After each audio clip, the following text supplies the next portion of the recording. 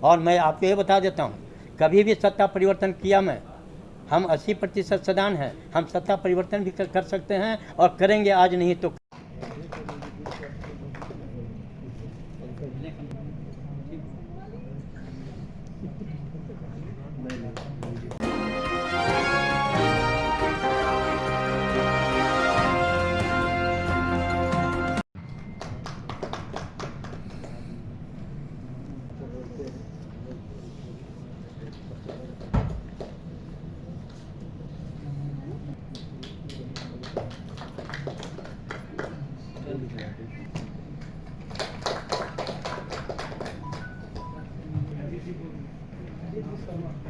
क्या कुछ कहना है?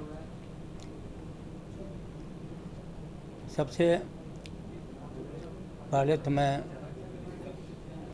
हमारे बीच उपस्थित हमारे पदाधिकारीगण का हार्दिक अभिनंदन करते हैं और हमारे बीच उपस्थित मीडिया, प्रिंट मीडिया, उनका हम हार्दिक अभिनंदन करते हैं। आपकी बहुत बड़ी उपलब्धि है जो आज मुझे आपके समक्ष मुखातिब होने का अवसर इस प्रेस क्लब में मिला है और हम आपको हार्दिक धन्यवाद देते हैं। हम जिस उद्देश्य से सदान विकास पार्टी का गठन किया था उसके विषय में पहले हम बताना चाहेंगे। ऐसे तो हमारी मुद्दा है कि एकल पद आरक्षण हो गया है और एकल पद आरक्षण के दौरान एकल पद में जितने लोग आते हैं, एसटी का सारे कार्यक्रम चल रहा है और 99 जातियां जो सदान की हैं उनको राज्य सरकार सौतेला व्यवहार कर रही है। यह स्पष्ट करता है कि राज्य में सिर्फ एक जाति के लिए सारी सरकारें काम कर रही हैं। आज हम बीजेपी, आरजेडी, कांग्रेस, माकपा, माले, जिसकी भी बात हम करते हैं, सारे लोग आते हैं तो खाली एसटी मिशन की बात करते हैं, किसी ने सदानों की बात नहीं किया। आप पहले देख चुके होंगे कि जब झारखंड बनी थी तो बिहारी भगाओ बंगाली भगाओ आंदोलन कर दिया लोगों ने, आदिवासी मूलवासी करके ये सबसे बड़ा क्रिएट मामला खड़ा कर दिया। नतीजा क्या हुआ कि कितने मरे, कितने मारे गए।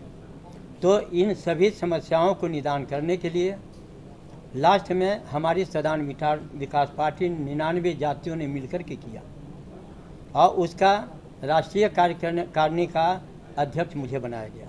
मैं 2000 से लेकर आज तक सदानों की लड़ाई लड़ रहा हूँ।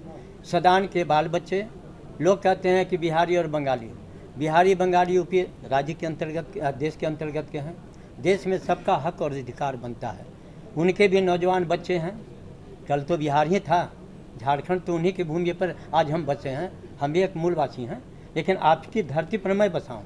आज जो मैं कहता हूँ कि बिहारी भगाओ बंगाली भगाओ, वो हम गलत करते हैं। देश की एकता अखंडता बनाए रखने का हम शपथ लेते हैं तो ये भाषा नहीं होनी चाहिए।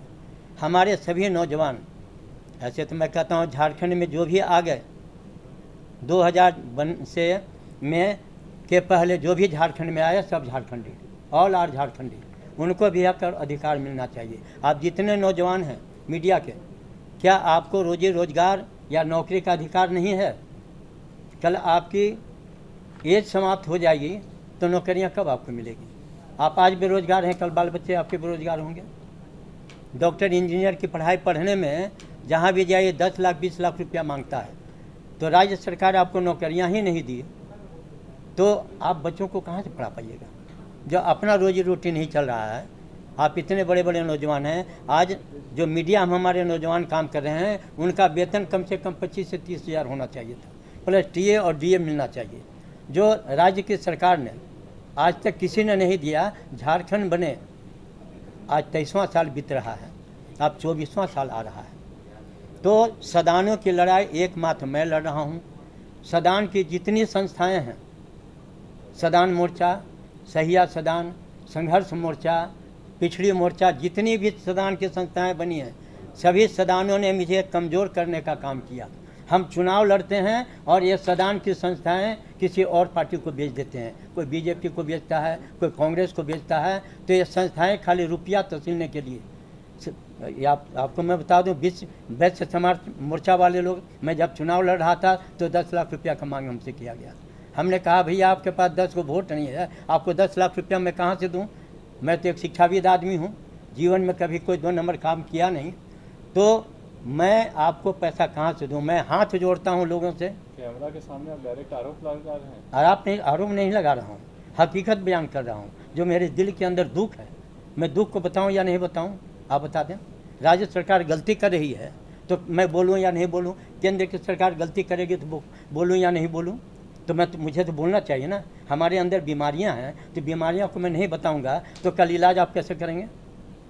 झारखंड में नियोजन नीति और स्थानीय नीति दो एक बहुत बड़ा मुद्दा है। आप चूँकि सदान विकास पार्टी चला रहे हैं, तो उसको लेकर आपका कोई राय है, कुछ विचार है? हम तो अपना राय स्पष्ट कर दिया कि जो झारखंड में आ गए हैं ऑल आर झारखंडी। अब रहती बात है कि जितनी भी सरकार के लोग हैं, विधायक, मंत्री, सांसद, मुख्यमंत्री, सारे के सारे लोग एक जातीय कार्य कर रहे हैं। आज बीजेपी की भी सरकार रही, कांग्रेस की भी सरकार रही, आज मिलीजुली सरकारें भी रही, निर्दलीय विधायक भी मुख्यमंत्री रहा। तो बताएं कि सदानों को किसने सदान की आवाज़ को बुलंद किया? सदानों को हक और अधिकार दिलाने की बात किसने की? किसी ने आवाज़ उठाया? किसी विधायक मंत्री ने? ये सदन में आवाज़ उठनी चाहिए थी तो आपको ही नौकरी होती। आपका भी हक है, आप कम पढ़े लिखे हैं, आज जर्नलिस्ट का काम कर रहे हैं, आपकी योग्यता है तब तो कर रहे हैं। तो आपकी योग्यता का आधार तो आपकी नौकरी होनी चाहिए ना। तो सरकार ने क्यों नहीं दिया?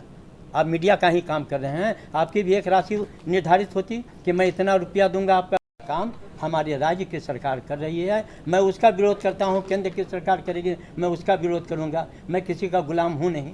दूसरी चीज़, सदान के हमारे जितने भी लोग झारखंड में हैं, हम 80% हैं। सदान बाहुल्य राज्य हमारा है, तो फिर एकल पद आरक्षण क्यों लागू किया गया? सर्वजातीय सर्वधर्मावलंबियों के लोग रहते हैं, सबका हक और अधिकार बराबर है, उनके बाल बच्चों को रोजी रोजगार और नौकरियां मिलनी चाहिए। तो ऐसा नहीं किया गया। तो ये तो सबसे बड़ी दुख की बात है। तो इस दुख को मैं बयां कर रहा हूँ कि आपके जैसे नौजवान इतने खटते हैं धूप में, डाकिया के जैसे आप दौड़ते हैं, जहाँ मीटिंग हुआ वहाँ दौड़ रहे हैं, जहाँ प्रोग्राम है वहाँ दौड़ रहे हैं, और आपके लिए कोई व्यवस्था नहीं है। तो ये व्यवस्था किसी भी सरकार बने, मैं निवेदन करूँगा कि हमारे मीडिया कर्मी बहुत खटते हैं, बहुत दौड़ते हैं, उनके लिए राज्य सरकार उनकी व्यवस्था करे, उनका वेतन निर्धारित करे, ये होना चाहिए। आज मैं एक मुद्दा लेकर के आया हूँ जो आपको प्रेस रिलीज में मैंने दिया है। उसमें प्रेस रिलीज में क्या हुआ है कि ओबीसी आरक्षण में नियुक्तियां लोगों की हुई, प्रमोशन की जब बात आई तो आदि एसटी एससी को प्रमोटेड कर दिया गया और ओबीसी वाले को छोड़ दिया गया, जो राज्य सरकार की बहुत बड़ी गलती है कि उनके हक आप एकल पद में आरक्षण एसटी और एससी कोटे में देते हैं तो ओबीसी को भी देना चाहिए, उसका हक है। 56% ओबीसी झारखंड में निवास करते हैं। हमारी बातें आदरणीय आलमगीर जी से उनके आवास पर बातचीत हुई, उनको मैंने भी ज्ञापन सौंपा कि अभी जो अधिसूचना जारी की गई है,